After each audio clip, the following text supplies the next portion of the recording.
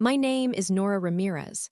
I am 30 years old, and when I was 14, my parents put me out of their house as if I were an unwanted box left at the curb. For 16 years, they acted as though that choice had no consequences. Then, last week, they walked into my Uncle Arthur's while reading with a polished lawyer beside them and the calm confidence of people who believed they were about to leave with a fortune. Arthur was the man who raised me after they gave me away. They had ignored that part until there were millions on the table. But when attorney Celeste Rowland opened the sealed will and started reading, their smiles disappeared one by one.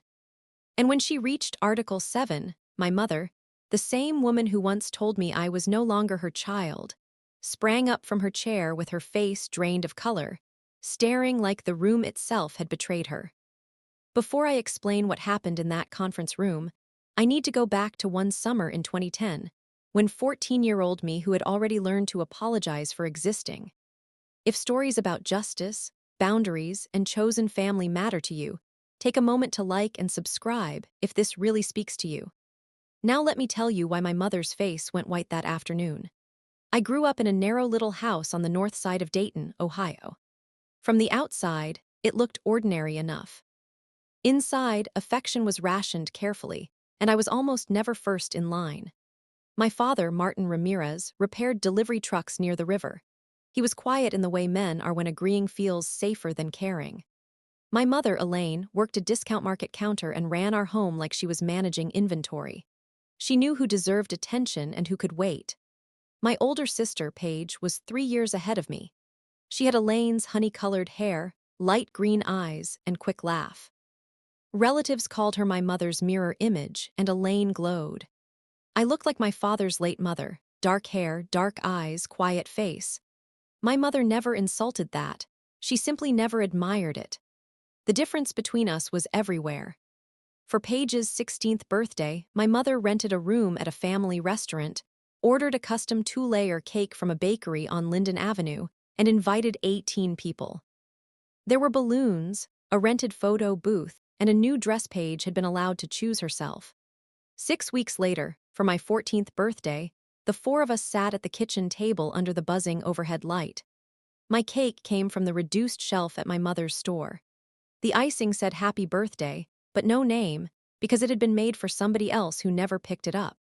I tried to smile because gratitude seemed safer. I did not fully understand the pattern until I was 12. That was when I found out Paige had a college account.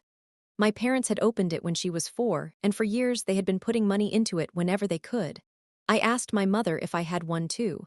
She looked genuinely confused, as if I had asked why I did not have my own car. Paige is going to need help with school, she said. You'll land on your feet somehow, you always do. That was when I understood I was not the second daughter. I was the extra one, useful sometimes, wanted never. That summer changed my life. In late April, I applied for the Midwest Science Scholars Institute at Great Lakes University.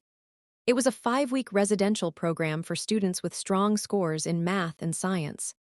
I filled out the application at the public library, used a teacher's recommendation, and told no one at home. Hope was safer when I kept it private. The scholarship covered tuition, housing, meals, lab fees, and supplies.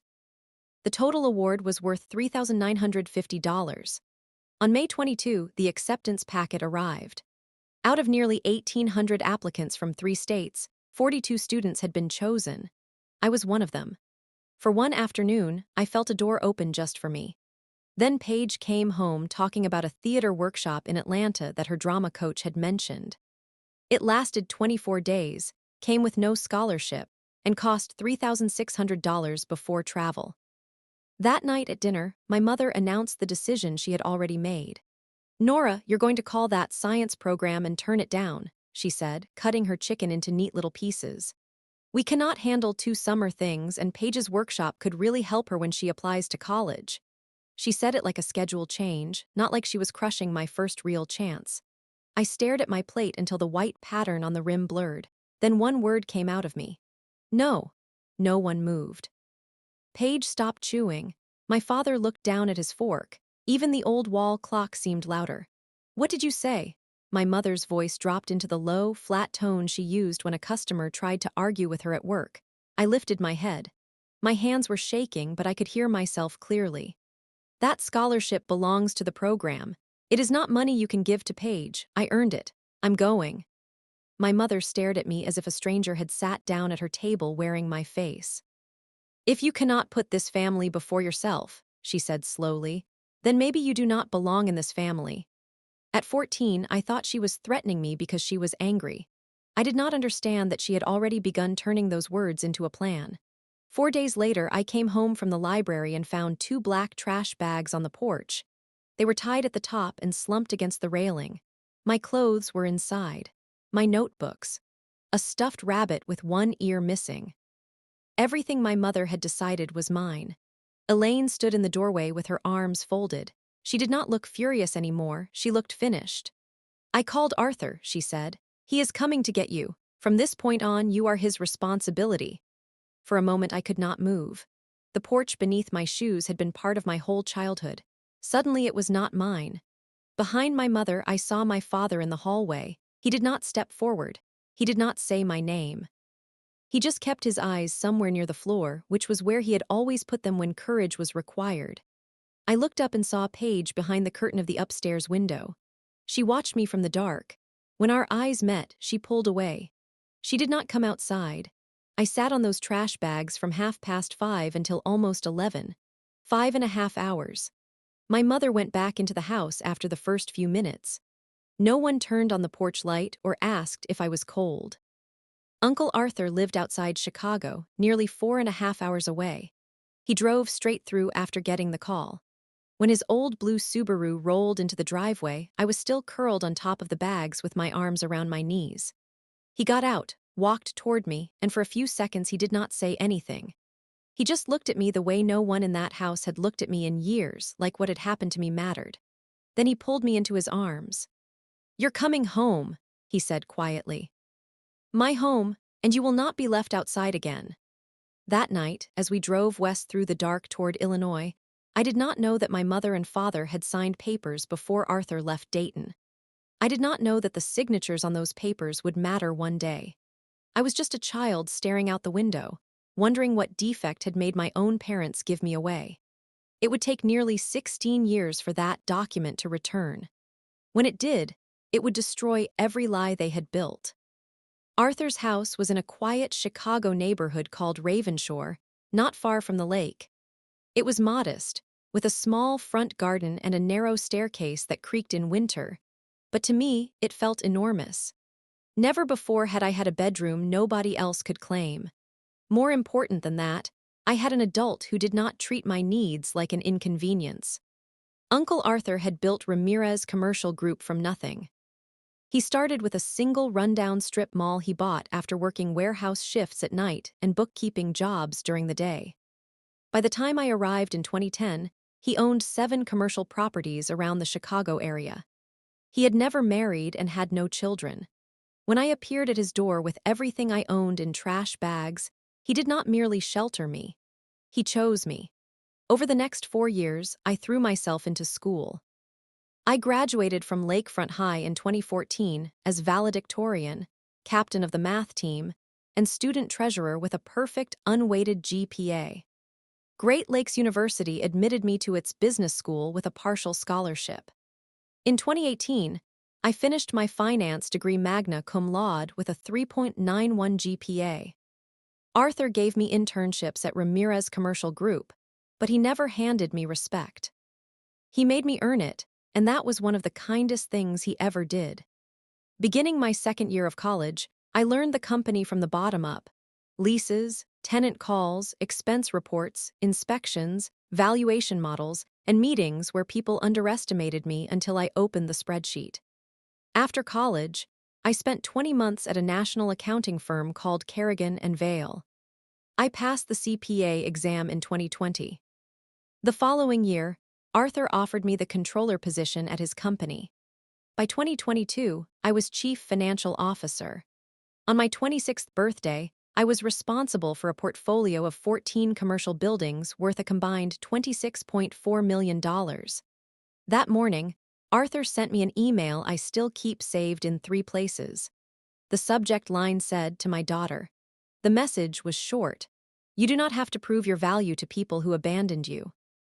But you do have to learn how to believe it yourself. I hope today you can see what I have always seen. Happy birthday, Nora. In 16 years, my birth family contacted me only 3 times. The first contact came in 2013. My mother called Arthur's house phone, not mine, to ask for $7,500. My father had lost hours at the garage, bills were piling up, and surely Arthur could help his own brother. Arthur said no. Afterward, he told me about the call, his mouth set in a hard line. "They did not ask how you were," he said. "Not your grades, not your health, not whether you were happy. They asked for money, that was all." The second time was in 2017. Paige mailed me an invitation to her wedding. There was no handwritten note, no apology, no "I hope you're okay," just a printed card with my name and Arthur's address. I did not attend, send a gift, or answer. The third time was in 2021. Elaine emailed me directly for the first time since the night she put me outside. The subject line said, "Thinking of you." She wrote that she had read a feature in Midwest Business Review about Ramirez Commercial Group expanding into the northern suburbs. She hoped I was doing well and thought it might be nice to reconnect sometime. I deleted it. It was not rage. Rage takes energy. I had simply built a life that had no room set aside for them. In October 2025, Arthur received the diagnosis that split my world open again. Advanced heart failure, complicated by kidney problems. The doctors gave him 9 to 15 months. He made it 6. During those final months, he met with his estate attorney several times. He updated his will on November 19, 2025. When I asked about it, he smiled in that calm way he had when he had already solved a problem and was waiting for everyone else to catch up. "Everything important is handled," he told me. "You keep the company steady. Let me worry about the paperwork." I trusted him completely, so I did not ask to see the will. I did not know about the clauses. I did not know about the instructions he had left for the exact situation that was about to unfold. Arthur died on April 2, 2026, at Mercy Lakes Medical Center. He passed in his sleep with my hand wrapped around his. Afterward, the room felt too quiet, except for machines that no longer seemed to have any right to keep beeping. A week later, on April 9, I was in my office at Ramirez Commercial Group when my phone lit up with an unknown Dayton number. I almost let it ring out. "Nora!" I knew the voice immediately. 16 years had not changed the way my mother said my name, as though she were testing a word she did not like the taste of. "Elaine," I said. Not Mom, Elaine. There was a short silence. I could almost hear her adjusting her strategy. "I heard about Arthur," she said. "I'm sorry, I thought I might come up for the service and pay my respects." "The memorial was 4 days ago." Another pause. "Well, I also understand there will be a reading of the will. Family should be present for that kind of thing, especially when a brother's estate is involved." There it was. Not grief, not regret, opportunity. "How do you know about the will reading?" "We have counsel," she said, and a little pride crept into her voice. "Nolan Pierce, he made inquiries." The name tugged at a memory. Arthur had once mentioned a Nolan Pierce, an attorney he had consulted and then dismissed years earlier because he did not like the man's advice. The next morning, Celeste Rowland, Arthur's estate attorney, confirmed it. Elaine and Martin had hired Nolan Pierce to challenge the will. They alleged undue influence, claiming I had isolated a sick man and positioned myself to take assets meant for blood relatives. They were also demanding entry to the reading as immediate family. I sat at my desk afterward and looked at the framed photo of Arthur beside my monitor. He was laughing in the picture, his hand lifted as if he had just made some dry joke. I remember thinking he looked almost like he had expected this all along. Celeste Rowland's office sat on the 39th floor of Lakeview Tower, a glass building near the river with views toward the gray stretch of Lake Michigan. April 10 was rainy, and the windows blurred while Celeste laid the papers in front of me. "Pierce filed a formal objection on behalf of Martin and Elaine Ramirez," she said. "The theory is undue influence. They claim you cut Arthur off from relatives during his illness and persuaded him to revise his estate plan. I read the first page, then the second, feeling my stomach tighten sentence by sentence. They're demanding 45% of the estate, Celeste continued. Their position is that Martin, as Arthur's only surviving sibling, should inherit under family principles if not under the will itself. They use the phrase natural sibling bond several times. I looked up. Natural sibling bond? Martin and Arthur barely spoke for years before I ever came to Chicago. Arthur told me, she said. That history is documented. But the bigger issue is practical, not emotional. They do not necessarily need to win to cause damage. If the estate gets tied up, the portfolio could be frozen for 10 to 16 months. Discovery, depositions, expert reports, hearings. Meanwhile, buildings still need repairs, tenants still need answers, and operating accounts still need authority. A long fight could cost a fortune and reduce the value of what Arthur built. So they want me to pay them just to leave. That is almost certainly the plan. It is common in ugly estate fights. I looked back down at their filing. In the family history section, Elaine claimed I had abandoned my parents and exploited Arthur's loneliness. The woman who had locked me out of her house was accusing me of abandonment. Celeste watched me for a moment. Do you have any records from 2010?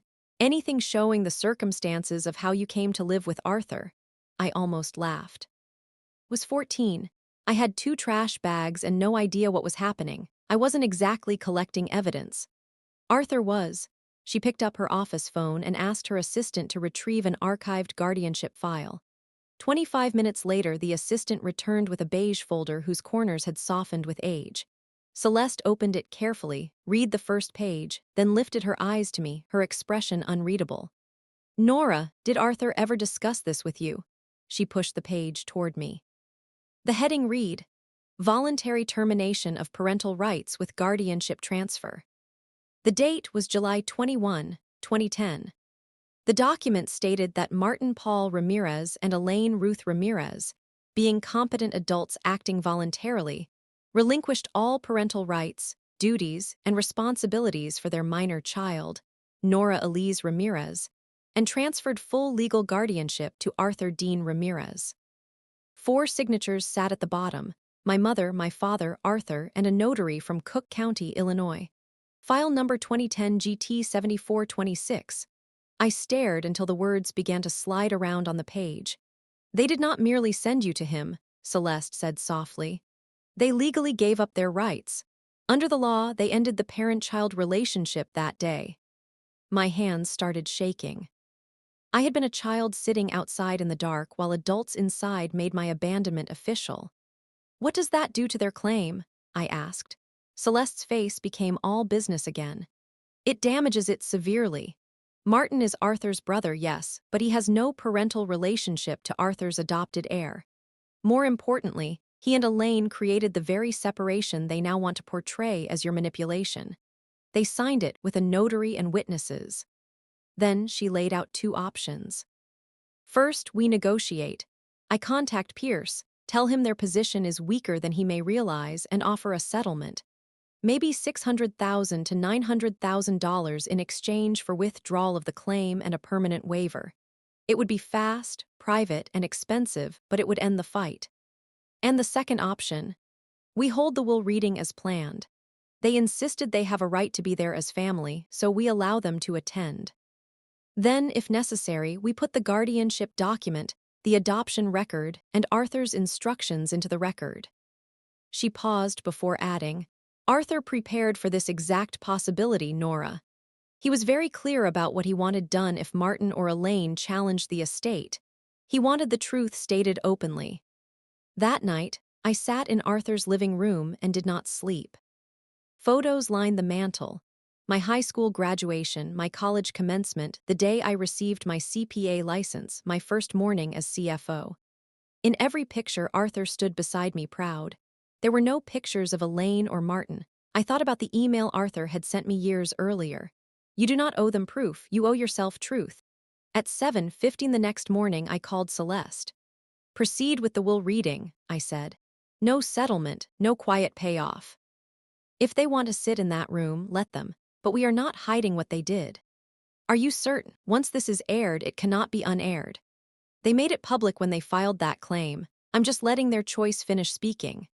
The reading was scheduled for Friday, April 17, 2026 at 2:30 p.m. in the Roland and Keene conference room. The 5 days before it felt blurred and sharp at the same time. My closest friend, Marina Soto, helped me organize documents. We had met 4 years earlier when she joined Ramirez Commercial Group as Director of Operations, and she was one of the few people who knew the whole truth about my childhood. On Wednesday evening, she sat across from me in my office with her laptop open and a stack of marked folders between us. 53 emails, she said. Arthur wrote you 53 emails over 11 years that show the father-daughter relationship clearly. And at least 17 mention why he stopped trusting Martin long before you moved in. Those emails built a timeline my parents could not rewrite. In 2001, Martin had borrowed $92,000 from Arthur for what he called a business investment. He signed a note promising repayment within 6 years. By 2026, not a cent had been returned. That debt had split the brothers long before I ever packed my life into trash bags. Marina also pulled reports from my years as CFO. Under my management, the company's holdings had grown from $19.4 million to $26.4 million, a 36% increase. Average occupancy stayed at 97%. Tenant renewals were the strongest in company history. If they try to say you drained him, Marina said, tapping the reports, these numbers say you protected everything he built. On Thursday evening, I met with Dr. Iris Klein, the therapist I had been seeing since my early 20s. Her office always smelled faintly of mint tea and paper. Remember what this is, she said. You are not staging a punishment. You are allowing the truth to stand where lies were placed. There is a difference. What if I feel relieved when they finally lose? I asked. Dr. Klein smiled gently. Relief is not cruelty, and justice can feel satisfying without becoming revenge. The important question is what you do once the room goes quiet. That night, I drove home through wet streets shining under traffic lights. Before bed, I stood in front of the bathroom mirror and said aloud, "She does not get to decide who I am anymore." Friday came and I was ready. Let me pause for a second. If you have stayed with me this far, what do you think my mother did when the documents came out? Did she apologize? Did she deny it? Did she double down? Put your guess in the comments. And if this story reminds you of boundaries you have had to set with family, subscribe. Because this is the part everything had been building toward. The conference room at Roland and Keene occupied the corner of the 39th floor. One wall was glass, giving a wide view of the river and the gray lake beyond. On a clear afternoon, the room would have looked almost peaceful. On April 17, low clouds pressed against the city, and rain streaked the windows in crooked lines. I arrived at 2:12 p.m., 18 minutes early. I wore a charcoal suit, a white blouse, and small silver earrings Arthur had given me when I became CFO. My hair was pulled back. I wanted to look calm, not because I felt calm, but because Arthur had taught me that the person with real power in a room rarely needs to perform it. The main table seated 22 people, with extra chairs along the walls. 14 people were already inside when I entered. Celeste occupied the head chair, 2 associates beside her. Adrian Bell, the senior auditor from Kerrigan and Vale who had managed Arthur's accounts for years, sat near the glass. Several seats were filled by representatives of 3 charitable organizations, Lakeside Children's Clinic, ShelterWorks Illinois, and the Great Lakes Conservancy. Arthur had supported all 3 for more than 2 decades. 6 senior employees from Ramirez Commercial Group sat together near the door. They had known me as an intern, then as a manager, then as their CFO. Celeste looked up and nodded toward the chair across from her at the center of the table.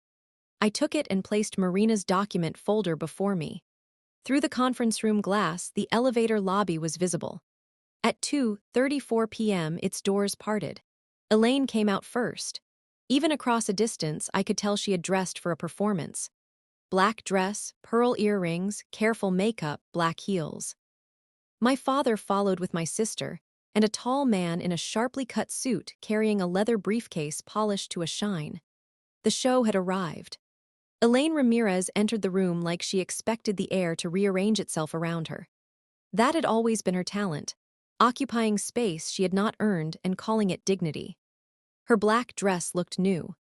Her face wore the solemn expression of a grieving relative, though I could not remember the last time she had cared enough to call Arthur. My father, Martin, followed in a brown suit that pulled at the buttons. He had grown heavier since I last saw him, and older in a way that made him look less stern and more lost. His eyes flicked toward me for half a second, then fell away. He had always been skilled at not seeing what was directly in front of him. Paige came in next, wearing a pale lavender dress that seemed too cheerful for a will reading. At 32, she looked tired under the makeup. Their attorney, Nolan Pierce, entered last. Silver hair, smooth expression, expensive watch. The kind of man who seemed to believe a room belonged to him as soon as he stepped into it. Elaine's gaze swept the conference table until it found me. "Oh," she said, loud enough for everyone to hear. "You're already seated." I did not stand. "Elaine!" Her face twitched at the use of her name. "Not Mom, Elaine." She recovered quickly. "I hoped you and I might talk alone before they start. Some family issues should stay within the family." "The reading starts in less than a minute," I said. "Anything important can wait." Celeste rose. "Mrs. Ramirez, Mr. Ramirez, Ms. Ramirez, Mr. Pierce. Seats have been reserved along the wall for attending parties. The table is for beneficiaries, estate officers, and appointed representatives." Elaine's jaw tightened. She had expected a central seat, maybe even a show of respect. Instead, she was being placed at the edge of the room, exactly where she belonged in Arthur's life. She did not sit quietly. On the way to the chairs, she paused near the woman from Lakeside Children's Clinic. "Elaine Ramirez," she said, projecting her voice. "Arthur's sister-in-law. We were close for a long time before certain unfortunate divisions occurred." She turned her eyes toward me. The clinic representative, Dr. Simone Vale, gave a polite nod but did not encourage her. Elaine continued anyway. "It is heartbreaking how one person can enter a family and change everything." Arthur was generous. Too generous, honestly. He wanted to believe the best of people. I kept my eyes on the folder in front of me. Elaine lived on reactions, and I had no intention of feeding her. Paige sat down beside her and murmured, not quietly enough, "Uncle Arthur used to visit us when we were younger. Why is she at the table while we're stuck against the wall?" Nolan Pierce uncapped his pen and started writing on a yellow legal pad. I knew what he was doing. Recording tones, reactions, anything he might later twist into evidence. I gave him nothing. Then Elaine spoke again, sharper this time. "When a child is rejected by her own parents, people should ask why. Arthur never wanted to ask the hard questions." The room shifted. Someone coughed uncomfortably. Adrienne Bell stared at Elaine as if she had announced she disliked oxygen. I looked at her fully for the first time in 16 years. She was older, yes, but not changed. Same certainty. Same need to narrate herself as the wronged party. Same belief that cruelty became truth if she said it confidently enough. Celeste cleared her throat. "It is 2:37, we will begin." She opened the large, sealed envelope without a tremor. "The document before us is the final will of Arthur Dean Ramirez," she began. "Born August 16, 1954. Deceased April 2, 2026. This instrument was executed on November 19, 2025, and represents Mr. Ramirez's final directions concerning the distribution of his estate." Elaine leaned forward. Her pearl earrings flashed under the conference room lights. Celeste read the opening provisions. Article 1 confirmed Arthur's identity and residence. Article 2 stated that he was of sound mind and acting freely. She noted that a capacity evaluation had been performed by Dr. Malcolm Reed on November 12, 2025, 1 week before the will was signed. The evaluation concluded that Arthur possessed full testamentary capacity and showed no evidence of coercion or undue pressure. I saw Elaine glance at Nolan Pierce. Their first strategy had just run into a wall. Article 3 revoked all earlier wills and codicils. Then Celeste moved to Article 4, the asset inventory. "At the time of death," she read, "Mr. Ramirez's estate included 14 commercial properties located throughout Cook, DuPage, and Lake counties, with a combined assessed value of $20.8 million. Investment accounts containing diversified holdings valued at approximately $4.6 million. Cash and liquid assets totaling $1.9 million. Personal property and business interests as listed in Schedule A page whispered to my mother, "That's more than $27 million." Elaine's eyes sharpened. I could almost see numbers moving behind them. Celeste looked up. "The will is 51 pages. I will now proceed to Article 5, which concerns exclusions and specific findings." She turned the page. Article 5, regarding Martin Paul Ramirez, brother of the deceased. Elaine's mouth curved just slightly. She thought this was the doorway to their claim. Celeste read in the same clear voice. "I make no bequest in this will to my brother, Martin Paul Ramirez, for the reasons set forth below, which I instruct shall be read aloud if he or anyone acting on his behalf contests this will." Elaine's smile faltered. "First, in February 2001, Martin borrowed $92,000 from me pursuant to a written promissory note requiring full repayment within 6 years. 25 years have passed. No payment has been made. The original signed note remains in my records." Martin's face lost color. He had not expected Arthur to remember in writing. "Second," Celeste continued, "on July 21, 2010, Martin and his wife, Elaine Ruth Ramirez, voluntarily signed a legal instrument relinquishing all parental rights and obligations regarding their daughter, Nora Elise Ramirez, and transferring full legal guardianship to me. The document was witnessed and notarized." Elaine jumped up from her chair. "Why is that relevant to Arthur's estate?" Celeste paused, looked over her glasses, and continued as if Elaine had not spoken. "The significance of this act is direct. By terminating their legal parent-child relationship with Nora, Martin and Elaine severed the legal family connection they now attempt to rely upon. Nora is my legal child and heir. Martin is not her legal father because he relinquished that role in writing.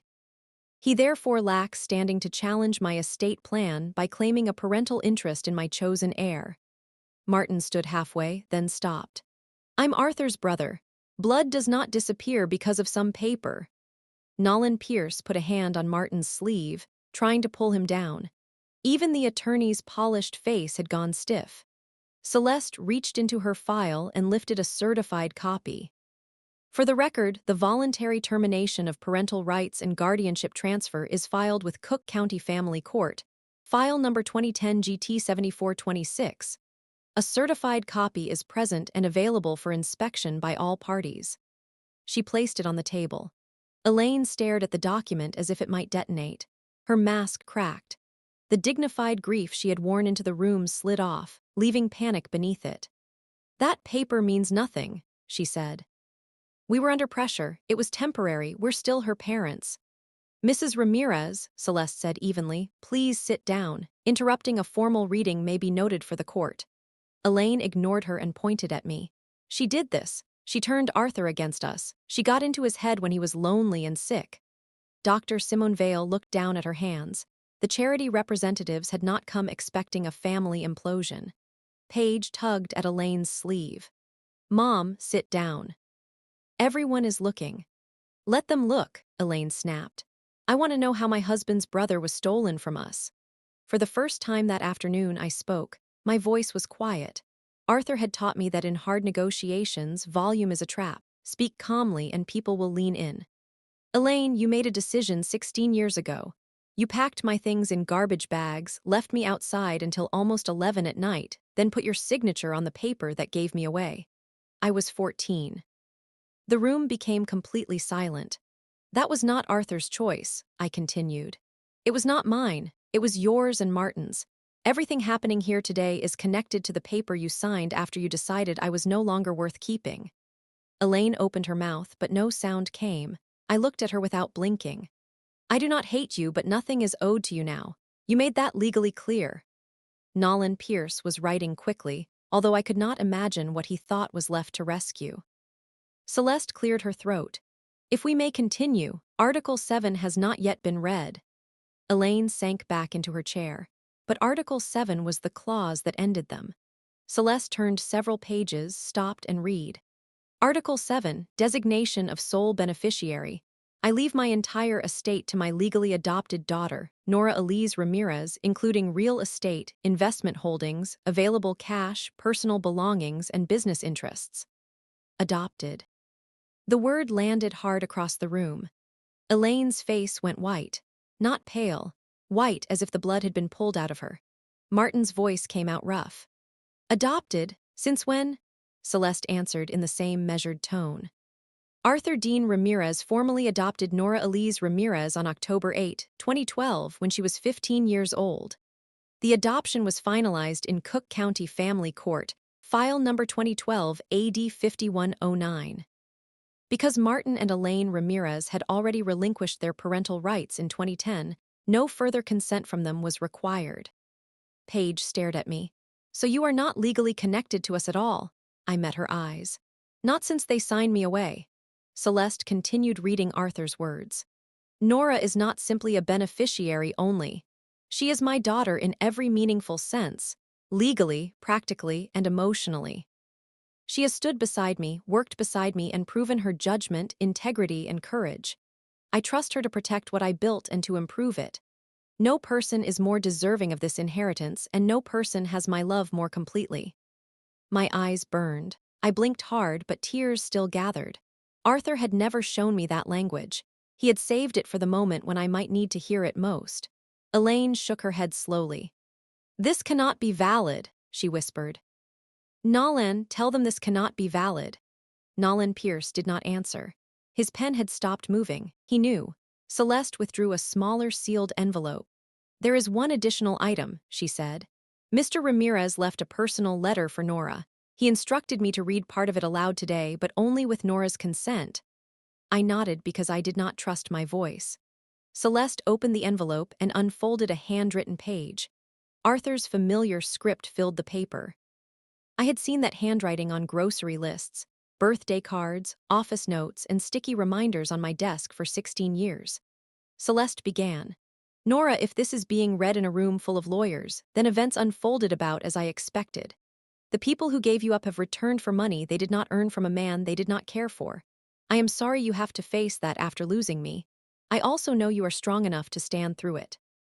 A small sound came from Elaine, almost like a gasp. Celeste continued. You came to me hurt, carrying the kind of rejection no child should ever carry. But you did not let their failure define you. You turned fear into discipline, loneliness into independence, and dismissal into strength. I have never been prouder of anyone. By then, I was crying openly. I did not rescue you, Nora. You rescued yourself. I only gave you a door that stayed open. Your education, your career, your character, your compassion, all of it came from your own choices. I am leaving you my estate not because you require it. I am doing it because you have earned it, and I trust you to use it with wisdom and mercy. Celeste's voice softened. Do not allow them to turn your survival into guilt.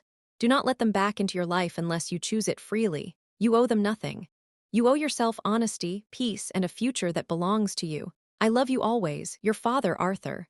For several seconds, everyone stayed frozen. Then Elaine made one last attempt. She stood again, but this time the anger had been replaced by something rehearsed to sound like wounded love. Nora, sweetheart, she said. I know mistakes were made. Your childhood was difficult, I see that now. But we are still blood. We can heal from this. Surely we can talk about dividing things in a way that is fair. I wiped my face and looked at her. You lost the right to call me sweetheart the night you left me on that porch. Her expression hardened again. I want to contest this will, she announced. Nolan, tell them, undue influence. Arthur was ill, she isolated him, we have grounds. Nolan finally spoke. His voice had lost every trace of confidence. Mrs. Ramirez, I believe we should discuss your options privately. No, she said. Tell them we are fighting. Celeste turned her tablet around so the room could see the screen. Mr. Pierce, she said, perhaps you should explain this email to your clients first. The room quieted. Celeste read, This is an email dated January 28, 2023 from Arthur Ramirez to Nolan Pierce. Subject, termination of representation. Mr. Ramirez wrote, Nolan, I am ending our professional relationship.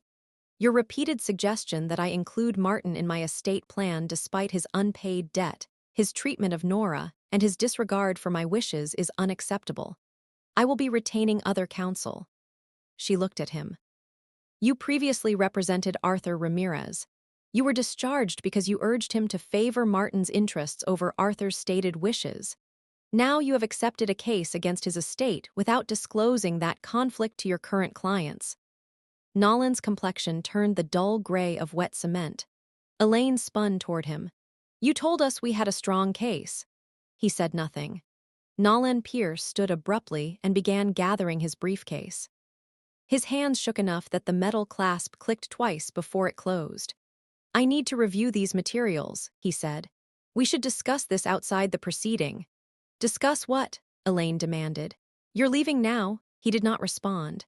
He walked to the door with the stiff steps of a man who understood that his career had just become evidence. "Nolan," Elaine called. "Nolan." The conference room door closed behind him. Elaine remained standing, abandoned by the lawyer she had brought to intimidate me. Martin collapsed back in his chair, eyes fixed on the carpet. He had followed Elaine's lead his entire adult life, and now she had led them into a wall. Paige cried silently into a tissue. I could not tell whether she was grieving the lost money, the humiliation, or something older. Elaine turned back to me one more time.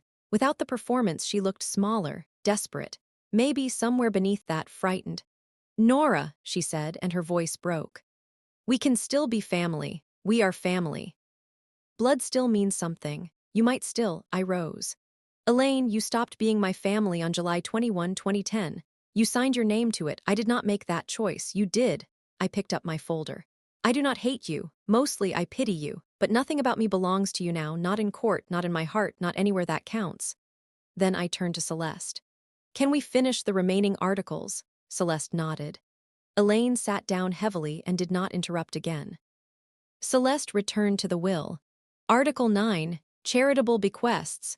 The three nonprofit representatives straightened.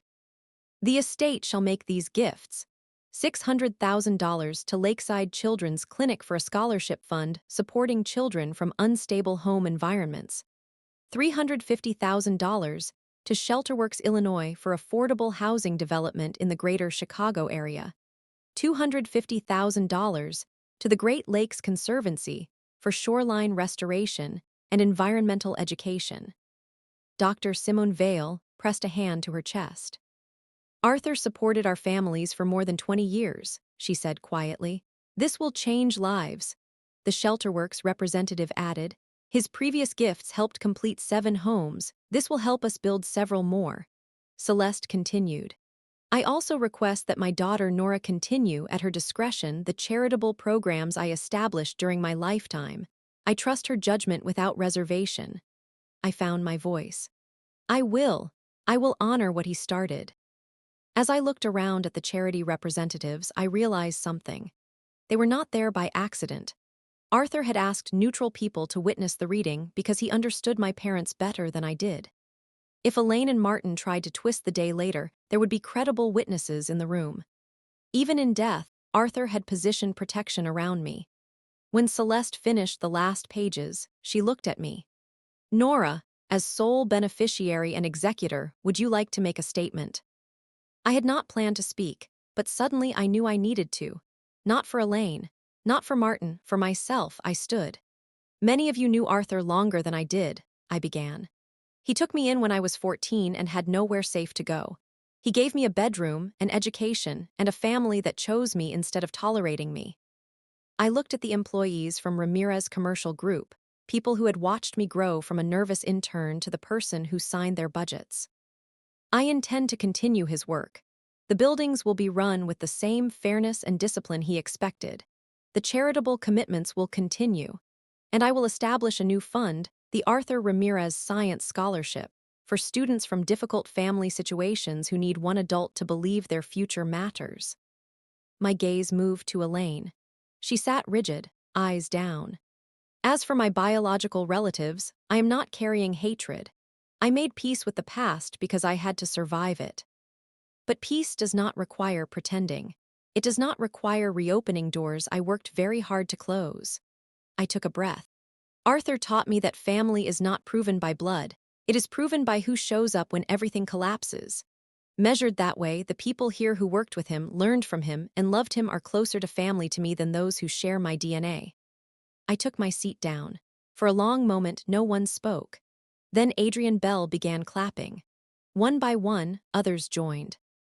Elaine did not move. Celeste formally concluded the reading at 4:18 p.m. The full will is now on the record. All procedural requirements have been satisfied. Ms. Ramirez, our office will coordinate with you next week regarding asset transfer and estate administration. Barring further filings, settlement should proceed within 18 business days. Chairs scraped back. Conversations began in low voices. Elaine rose slowly, as if she had aged a decade in less than 2 hours. Martin went toward the door without looking at anyone. Paige gathered her purse and followed him. Elaine lingered. Her makeup had smudged beneath one eye.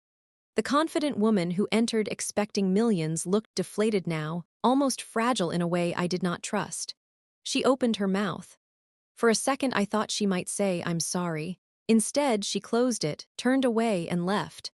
I watched her go. This was the woman who had put my life into garbage bags, made my rejection legal, and then appeared 16 years later hoping to profit from the man who had loved me when she would not. I expected triumph. What I felt was quieter and stranger, like a locked room inside me had finally emptied. Dr. Simone Vale approached as people filtered out. "Arthur talked about you whenever we met," she told me as she shook my hand. "He once told me bringing you into his home was the best decision he ever made. After today, I understand why." She placed a card in my palm.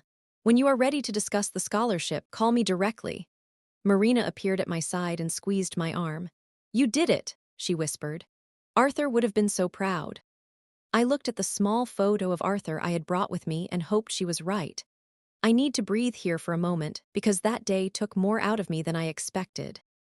If you have ever had to face someone who hurt you while they still insisted they were the injured one, you know how exhausting it can be. Tell me in the comments if you have had your own version of that room. And stay with me, because what happened after the conference room emptied mattered too. 8 days after the will reading, Celeste filed a formal complaint with the Illinois Attorney Registration and Disciplinary Commission against Nolan Pierce. I did not ask her to. She said it was required. When one attorney sees another conceal a conflict that serious, silence is not professional courtesy. It is participation. The complaint listed 3 major problems. First, conflict of interest.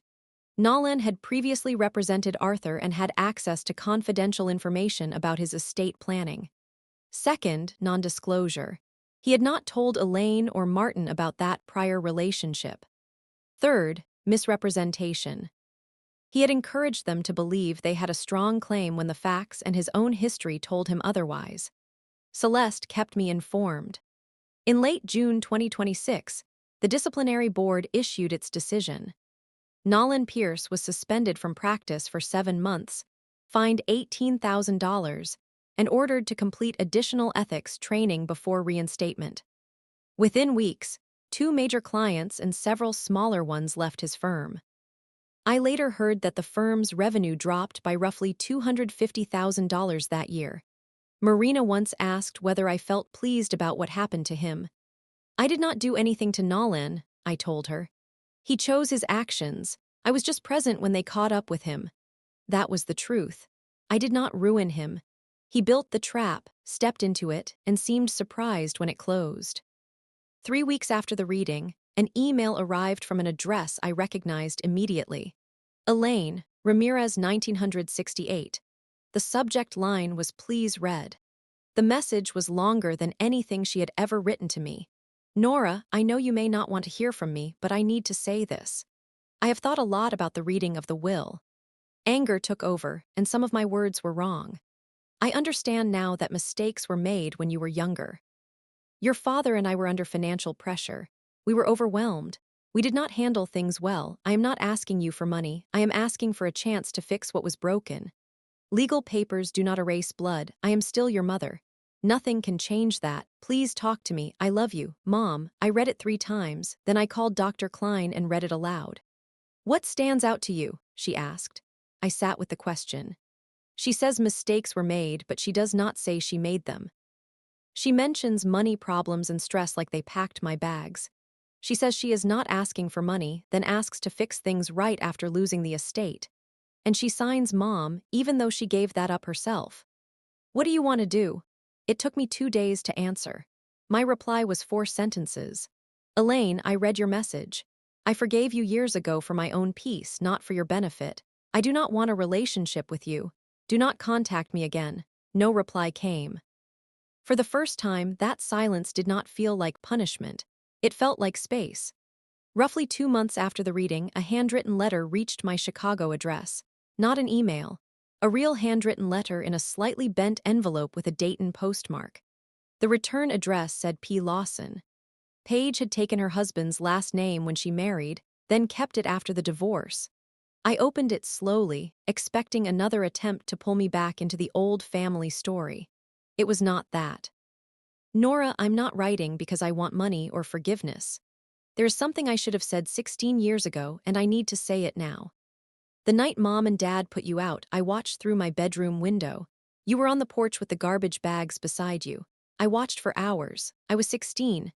I could have come down. I could have brought you a blanket or water. I could have sat beside you. I could have told you that what they were doing was wrong. Instead, I hid behind the curtain like a coward. I have thought about that window for years.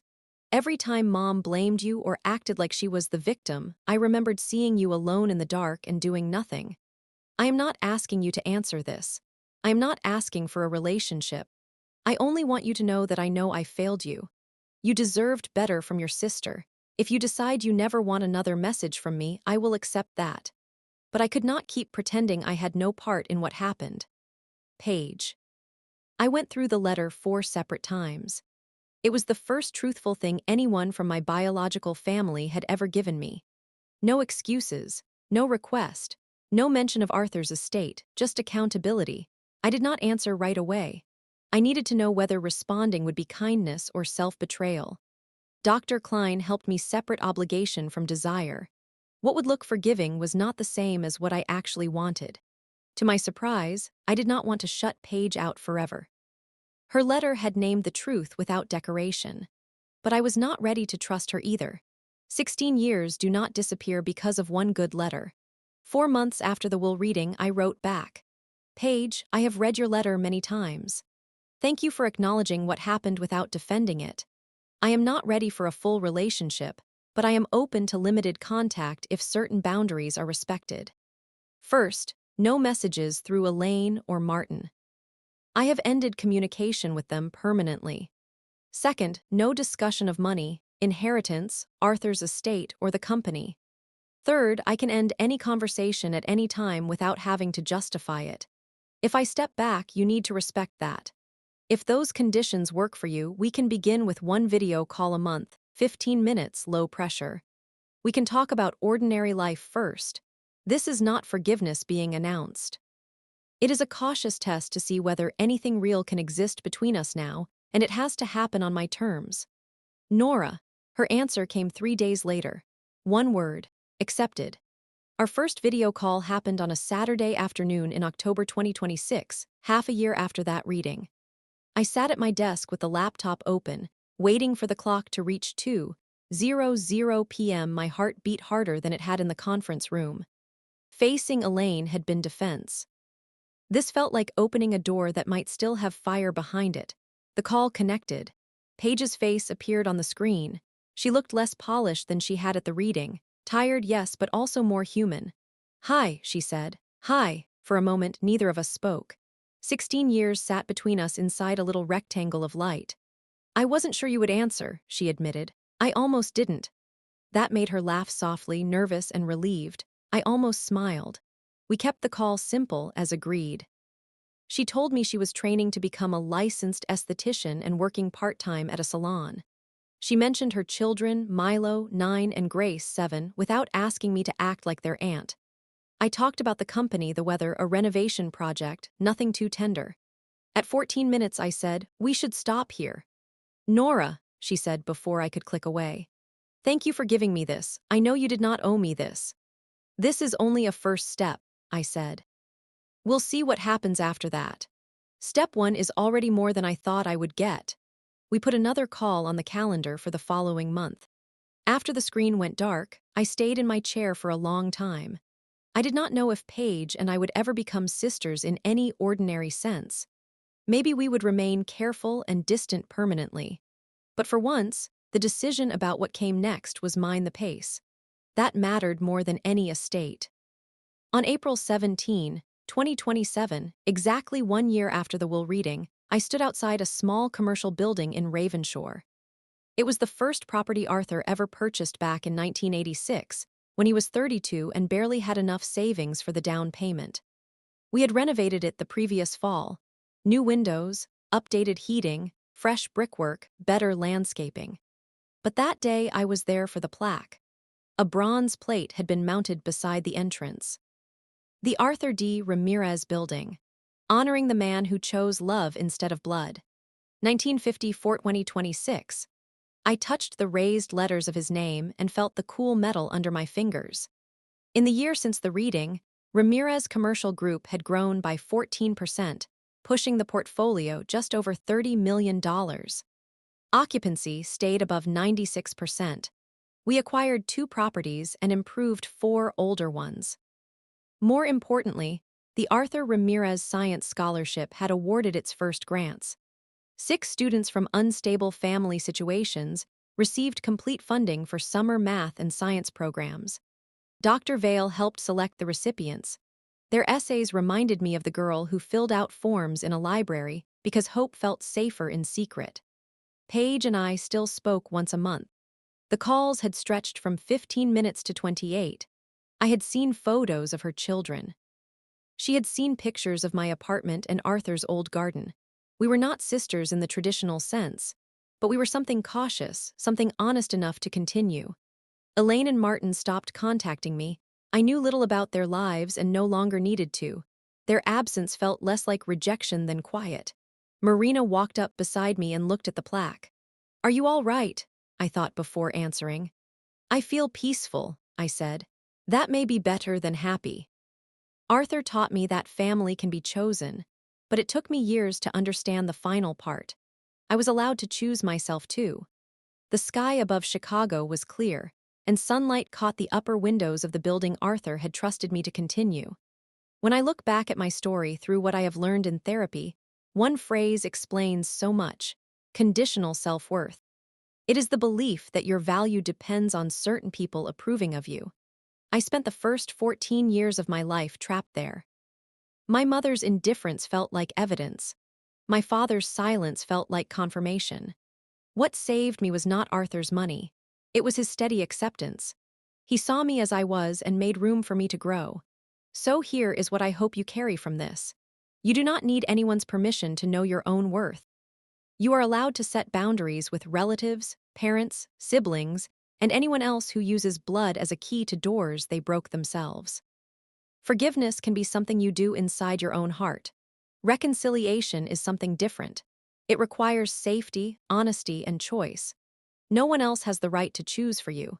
Your story belongs to you. Thank you for staying to the end. If this reminded you of rebuilding your worth after someone tried to take it, I hope you know you are not alone. Subscribe for more stories about family boundaries and finding your own path. Until next time, please take care of yourself.